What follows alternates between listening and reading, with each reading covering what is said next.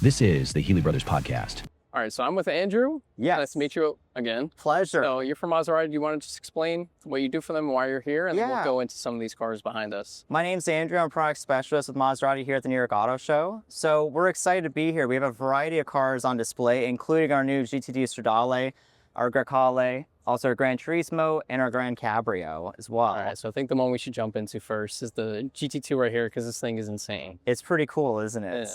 So with the GT2 Stradale, this is unveiled at the Quail at Monterey Car Week. Okay. One of the cool things about this is that it is a track-focused car. So it is street legal. It is based on our MC20. Now with this though, we're able to increase horsepower by about 10 horsepower and we'll reduce weight by about 60 kilograms. And you increase the horsepower by tuning itself, or is that from like air induction that goes into it? Like what increased the horsepower?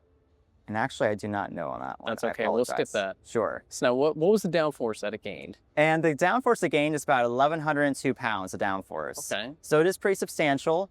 Now, having said that, we're able to achieve that with several different aerodynamic bits, including the large rear wing on the vehicle as What well. are the ones that are different as opposed to the wing? Yeah. Some vents here, like what else was There's that? some vents. You're also going to see on the rear as well. There's some more aerodynamic bits as well on the rear quarter. Now, one thing that's kind of fascinating though about the vehicle is that we're able to also reduce the weight by about 60 kilograms. And we did that from everything from our seats to cutting out unnecessary components for a track day. Now, the cool thing as well is that we also included shift lights on the steering wheel that'll show you if you're getting close to a red line or where you are in the RPMs to kind of keep your eyes focused on the road. And with that being said, we also made the interior deliberately all Alcantara as well to reduce glare in the driver's eyes as well. You know, I never would have thought about that for glare purposes, honestly. It's kind of interesting, isn't it? I just thought about like the feel of it for customers, that it feels more luxurious, nicer to touch. The Alcantara being softer than the leather. I never even would have thought about that, honestly. Right. A lot of things are deliberate in terms of design. Even as you're probably aware, the original MC20 that this car is built on top of, that spent over 1,000 hours in a wind tunnel actually for aerodynamics. So what you see is not necessarily vanity, but a lot of it actually serves a real purpose aerodynamically on the car. So now, I know you said cutting out unnecessary stuff for weight reduction. What was it again you said? So some things are going to be the seats. We're able to save quite a bit of weight. Also some of the noise dampening to reduce road noise was eliminated as well from the car. So by little areas all around the car, we're able to keep that weight down. And now you kept that down with a lot of this carbon fiber that you added, right? Like was the hood on the regular MC20 not carbon fiber like this? No, we added a lot of carbon on this vehicle in general. Okay. Now it is built around that carbon fiber monocoque chassis. I was going to ask you to go into that. Yeah, it's pretty substantial chassis. So not only is it incredibly strong, but it's also a technology that's used in Formula One, IndyCar, IMSA, etc. It is sort of the gold standard motorsports. That's really cool. It's really neat, isn't it? So now the next thing to go into is talk about the 0 to 60 time of it. Yeah. So with the GT2 Stradale, the 0 to 60 is going to be about 2.8 seconds and top speed of 201 miles per That's hour. pretty incredible. Pretty incredible, What were isn't horsepower figures? Yeah, 631 horsepower. So again, that's 10 horsepower more than our standard MC20 as well.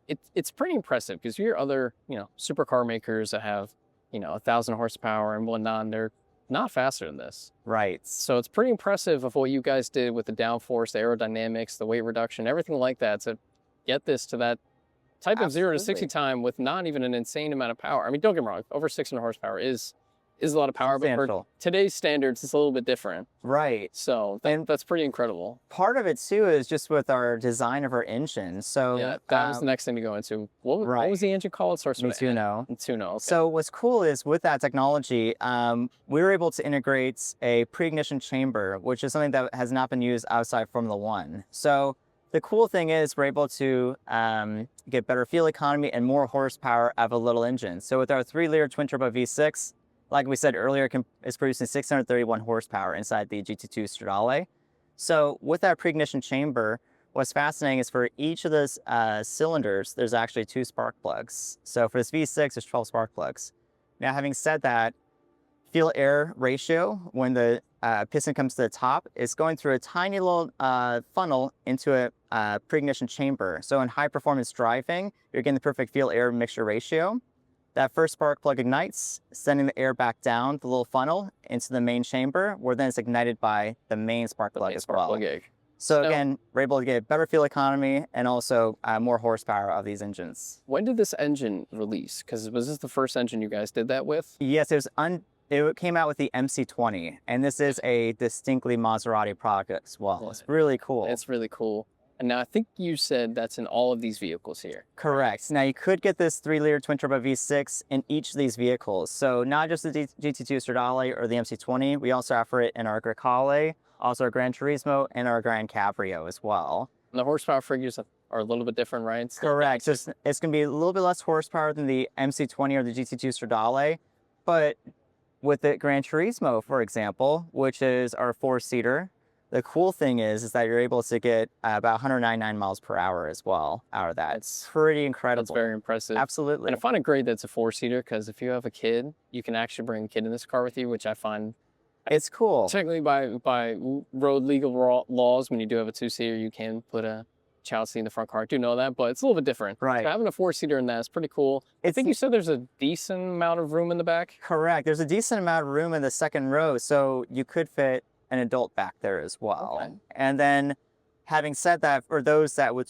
have children or family, we also have our Grecale as well, starting at $69,900. Of a family car. Absolutely. Speaking price tag, what was this again? So the GT2 Stradale is going to be $311,995. It's worth it though. Looking at this car is Absolutely. absolutely insane. It's pretty incredible, especially when you consider just how much performance and downforce there is. It's an amazing vehicle. And what is it? One of 914? Correct. So it's a limited production vehicle. We're going to be making 914, sort of an homage to our founding year of 1914 as a brand. And are those 914 coming out over the span of 1 year, or is there a certain amount of years that you're releasing those 914? So we will be releasing them. We did start production in December. All it likely won't be starting to be shipped out until summertime.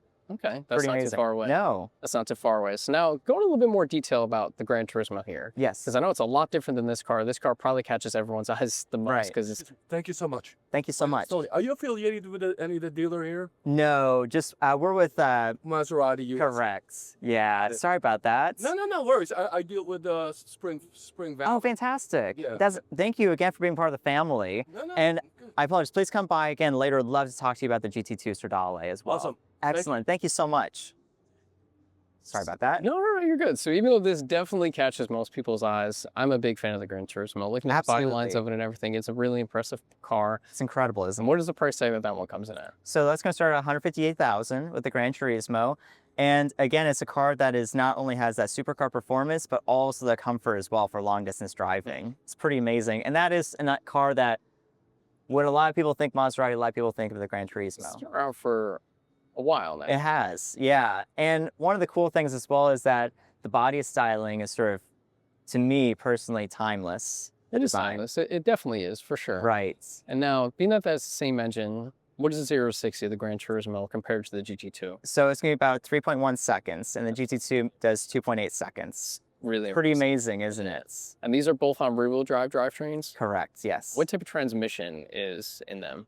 So they're both 8-speed transmissions. Okay. Pretty amazing. No, And then pretty cool. one thing I was going to mention too, actually, is that we also have the Gran Cabrio as well. So those that live in maybe warmer climates, perhaps, that really want the top down, we offer that as an option as well with that model. Those are cool. Not my taste. I did own one. I had a Porsche Boxer, and I did learn you need to keep a hat. Oh, fantastic! Yeah. In convertibles, I did learn you need to keep a hat because when you have Funny. sunglasses on, the sun, when it's above you in the car, Right. it does come through the top of the sunglasses. So I did Oh, learn you interesting. need to keep a hat on your passenger seat. I mean, you can get away with it, but I did learn Right. it. So if they were to buy a Grand Cabrio, I'd recommend keeping a hat with you because I learned that the hard way. Oh, fascinating. But even though I owned one, I'm still not a big convertible guy myself. So I Right. would go for the Gran Turismo over the Grand Absolutely. Cabrio. But they are based on the same car. They was- are. Just a different name because of the Yeah, they are different models, but they are built on the same chassis. Yeah. It's pretty cool. And they both offer, like we were talking about earlier, that 3-liter twin turbo V6 if you want as an option. So you did say this has some cargo space. I know it's not a lot. Yes, so You can't fit golf clubs in it. you're You not said it putting in has golf some- clubs in the GT2 Stradale, but you do have a little bit of cargo space if you want to put in your race suit or maybe your helmet in the back. It's enough we're able to kind of get a little weekend getaway bag. I wonder if a lot of people are going to take a car like this to the track or if they're just going to baby it. some people do, some people don't. So I'm Right. curious on what's going to happen once we start seeing them like hit the lots and everything like that, and people actually have them. I'm curious if they're going to take them to I track hope days. people do. It's a I mean, really cool car. It would be It's great easy to if they track. do, because that's the design of it. Absolutely. That is the design of it. Sort of the DNA of the vehicle. And again, it's based around our GT2 race car that runs the Fanatec GT2 European Series as well, That's pretty awesome. which has had great success, actually. Yeah. So it's cool because it has racing in its blood. Yeah, no, that's really cool. I did just notice Right. this uses the same type of kind of lug nut design that you see on a lot of like kind of like F1 race cars and Yep. whatnot. Absolutely. So, and it's cool because, again, to that point, it is a race car It at is heart. inspired. Yeah, I didn't And notice that even before. I the- just looked down and I saw that. It's crazy, isn't it? And even our large brakes, our semi-slick tires, even the shift lights inside, the Alcantara leather, or even our center cluster now is raised on carbon to make it easier to change the drive modes. Was it not raised like that on the regular MC20? Correct. Yeah. So Okay. again, it just has a lot of influence from motor racing. It's pretty amazing. That's- It's street legal, barely, you know? That's really cool. Absolutely. Now, are these brakes air cooled with some of these vents that are in here? I actually don't know the answer to that one. So we'll I skip that one. apologize. That's okay. But, and one thing as well is that with the aerodynamic efficiency we were talking about earlier as well, the cool thing is with that rear wing, like we talked about, 1,102 pounds of downforce, it is pretty amazing we're able to shed the 60 kilograms of weight and also be able to add on these extra bits of aero as well. And still stay underweight because It's- yeah, exactly. it's pretty this is an cool. impressive vehicle. It's very impressive. And it's cool to be here at the New York Auto Show, being able to show this to a lot of enthusiasts, because maybe people have seen these photos online or seen reviews, but to actually be able to I see had it. never even seen this online. I didn't know this was a thing until we came here. I knew about the MC20, but I'll be honest, Well, I'm I guess I was excited. uninformed. I never knew this was a thing. So when we Right. came over here for the press conference yesterday, and I saw this, I was like, dude, I've never seen this thing before. This is unbelievable. Well, I'm so glad you got a chance to see it in real life. It's exciting.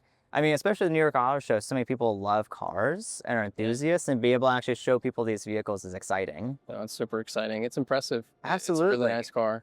Is there anything else we want to talk about with this or any of the other vehicles here? No, I think the big thing is with Maserati, we have a whole lineup of cars, and it's just exciting to be able to have these 4 cars on display at the New York Auto Show, be able to have me personally be able to talk to people about these vehicles. It's Yeah, just for you, exciting. what is it like to come here and be able to talk to them? Yeah, I mean, with the New York Auto Show, it's one of the big auto shows. To actually be here, it's not just the cars or the show itself, it's all the people that come by. So many people here are car enthusiasts, and to be able to actually talk to people more in depth about these cars is awesome. I just love cars, love people. Tell that you have a passion for it. Absolutely. And it's just fun to be able to talk to everybody from you to another consumer about each of these cars and what we can offer.